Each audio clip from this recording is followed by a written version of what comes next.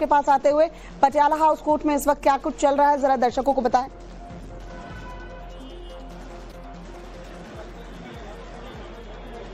बिल्कुल, देखिए Patiala house court में फिलहाल आप देखें तो तमाम चहल पहल बनी हुई है। फिलहाल एनआईए स्पेशल कोर्ट में जो है वो तहव्वुर हुसैन राणा को पेश कर दिया गया है और जो एनआईए की तरफ से दो वकील स्पेशल पीपी नरेंद्र मान और इसके अलावा सीनियर एडवोकेट दयान कृष्णन जो है वो दलीलें रख रहे हैं और ये बता रहे हैं कि किस आधार पर एनआईए कस्टडी लेकर आगे पूछताछ करना चाहता है तहव्वुर हुसैन राणा, जो कि उन 9 आरोपियों में से है जिसके खिलाफ 2011 में चार्जशीट दाखिल की जा चुकी है। वहीं इस वक्त जो वकील प्रोवाइड किए गए हैं Delhi state legal service authority की तरफ से, पीयूष सचदेवा, वो रिप्रेजेंट कर रहे हैं तहव्वुर हुसैन राणा को और फिलहाल ये जो प्रोसीडिंग है वो चल रही है। और यहां पर बता दें कि जिन धाराओं में जो ये मुकदमा 2009 में दर्ज किया गया था, एफआईआर नंबर RC 04/2009, इसमें एक भारत देश के खिलाफ युद्ध छेड़ने, फॉर्जरी का मुकदमा, धोखेधड़ी का मुकदमा, हत्या का मुकदमा और इसके अलावा यूएपीए की 3-4 धाराएं जिसमें 16, 18, 20 हैं, इन सभी धाराओं में मुकदमे में एक चार्जशीट दाखिल करा के आरोपी बना दिया गया था। और यहां पर यह बताया जा रहा है कोर्ट को कि तहव्वुर हुसैन राणा की जो अहमियत है इस केस के लिहाज से कितनी महत्वपूर्ण है। तहव्वुर हुसैन राणा वो व्यक्ति है जिसने डेविड कोलमैन हेडली, जिसने 26/11 का पूरा प्लॉट रचा, उसको लॉजिस्टिक किस तरह से प्रोवाइड किया था, उसको भारत में आने के लिए वीजा दिलाना हो या तमाम सुविधाएं प्रदान करना, दिल्ली से लेकर मुंबई और तमाम शहरों में जाने के लिए लॉजिस्टिक प्रदान किए। तो ऐसे में तहव्वुर हुसैन राणा का जो पूरा इस मामले में इसकी संलिप्तता है, जो उसकी इसमें उपयोगिता अगर कोर्ट के लिहाज से देखें, एनआईए के लिहाज से जांच में, तो बहुत महत्वपूर्ण हो जाती है। और एनआईए चाहता है कि अधिक से अधिक दिनों की कस्टडी लेकर वो तहव्वुर हुसैन राणा से पूछताछ करे और इस पूछताछ के आधार पर न सिर्फ एक एडिशनल चार्जशीट, सप्लीमेंट्री चार्जशीट जो है वो एनआईए के स्पेशल कोर्ट में लगाई जाएगी, इसके अलावा साथ ही साथ जो है एक डोजियर बनाने की कोशिश भी होगी जो कि आगे काम आएगी और एक क्राइम रिकॉर्ड पूरा बनेगा कि कैसे उस वक्त जब 26/11 का हमला हुआ तो पाकिस्तान में बैठकर आईएसआई के 2 अधिकारी जिनका नाम चार्जशीट में डाला गया है, चाहे वो मेजर समीर हो या मेजर इकबाल, इसकी 2 जो अधिकारी आईएसआई के जिनकी तस्वीरें आज भी जो है वो भारतीय सुरक्षा एजेंसियों के पास मौजूद नहीं है,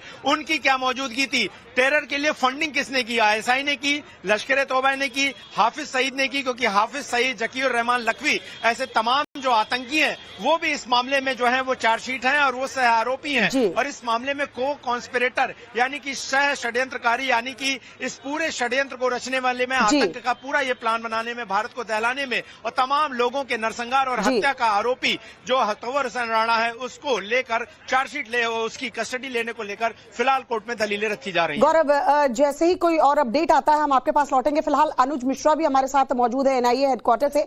अनुज, यहां अभी कोर्ट में पेशी चल रही है, रिमांड मिलने के बाद एनआईए हेडक्वार्टर लेकर पहुंचेगी या तिहाड़ लेकर जाया जाएगा, आगे कैसे प्रोसेस चलेगा, जरा समझाइए। निश्चित तौर पर रिमांड की मांग की गई है और रिमांड मिलते ही तहव्वुर राणा को जो है वो एनआईए के हेडक्वार्टर लेकर आया जाएगा और यहीं पर उससे पूछताछ की जाएगी। इसको लेकर बाकायदा सुबह से ही यहाँ पर तैयारी चल रही है। न सिर्फ इस पूरे रोड को एक तरीके से कहा जा सकता है ब्लॉक कर दिया गया, आम लोगों के लिए आवाजाही पूरी तरीके से बंद कर दी गई, बल्कि जो मेट्रो स्टेशन का गेट नंबर 2 था उसे भी बंद कर दिया गया। अभी चूंकि निश्चित तौर पर कोर्ट की प्रोसीडिंग जो है वो खत्म होने के करीब है, इसके मद्देनजर जो आला अधिकारी हैं वो अब थोड़ी देर पहले यहाँ पर फिर से पहुंचे हैं और उसके बाद बाकायदा जायजा भी यहाँ पर लिया गया है। तस्वीरें आप देख सकते हैं किस तरीके से पुलिस और पैरामिलिट्री फोर्स के जवानों की यहाँ पर तैनाती की गई है ताकि तहव्वुर राणा को जो है सुरक्षा के बीच यहाँ पर लाया जा सके।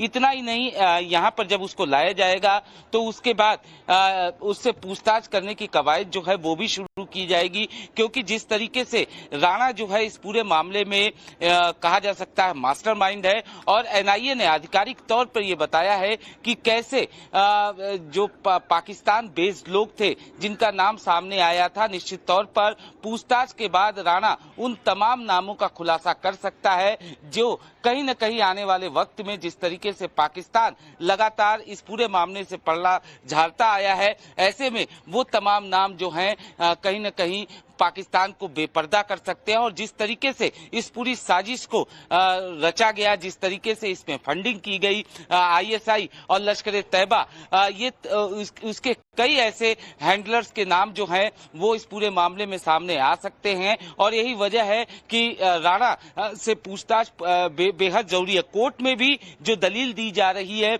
उसमें भी कहीं ना कहीं ये बताया जा रहा है कि क्यों राणा की कस्टडी इंपॉर्टेंट है, राणा से पूछताछ किन किन चीजों पे की जानी है। और यही वजह है कि ज्यादा से ज्यादा दिनों की रिमांड की मांग जो है वो किया जा रहा है। हालांकि अगर UAPA के तहत बात किया जाए तो UAPA के तहत अगर किसी को गिरफ्तार किया जाता है तो उसमें मैक्सिमम 27 से 30 दिनों तक की रिमांड ली जा सकती है। लेकिन ऐसा बताया जा रहा है कि NIA जो है पार्ट वाइज इसमें रिमांड की मांग करेगी। यानी हो सकता है कि पहले 14 दिन और उसके बाद आगे की रिमांड की मांग की जाए। तो निश्चित तौर पर राणा को लेकर फिलहाल जो है वो कोर्ट में प्रोसीडिंग चल रही है। वहीं दूसरी तरफ NIA हेडक्वार्टर के बाहर तैयारियां पूरी हो चुकी हैं। जैसे ही उसको रिमांड मिलता है उसके बाद उसे फौरन यहां पर लेकर आया जाएगा और कल से निश्चित तौर पर उससे पूछताछ की जाएगी। पूछताछ के लिए भी NIA की अगर हम हेडक्वार्टर की बात करें तो 3rd फ्लोर पर बाकायदा एक सेल बनाया गया है जहां पर इन्वेस्टिगेशन उससे किया जाएगा। वहीं ग्राउंड फ्लोर पर जो सेल है उसमें उसे रखा जाएगा। जहां पे पूछताछ होगी वहां पर चुनिंदा अधिकारियों को ही जाने की इजाजत दी जाएगी।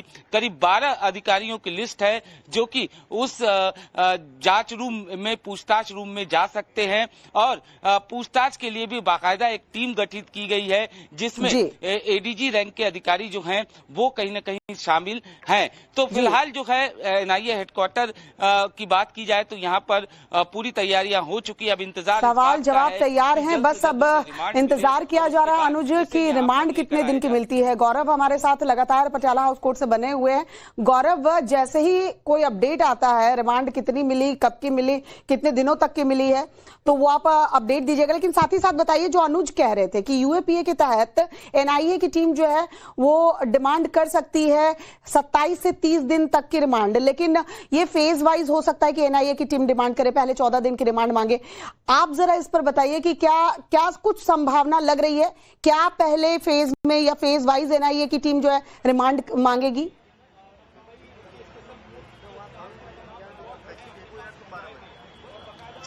देखिए, ये निर्भर करता है कि जांच को NIA कैसे बढ़ाना चाहती है और उसके लिए उसने क्या योजना तैयार की है। क्योंकि लंबे समय से तहव्वुर हुसैन राणा का इंतजार भारत को लाने के लिए प्रत्यर्पण संधि के तहत हो रहा था, लेकिन जो UAPA का कानून है वो उसमें अधिकतम 30 दिन की सीमा है किसी भी आरोपी के रिमांड लेने की। ऐसे में वो दिन कुछ भी हो सकता है, 10, 20, 30 वो हो सकता है। ये निर्भर करेगा कि NIA के जो अधिकारी हैं, जांच अधिकारी इस मामले में खास करके, वो किस तरीके से जांच को आगे बढ़ाना चाहते हैं। क्योंकि इस मामले में जो जांच है वो बहुत लंबी चलेगी।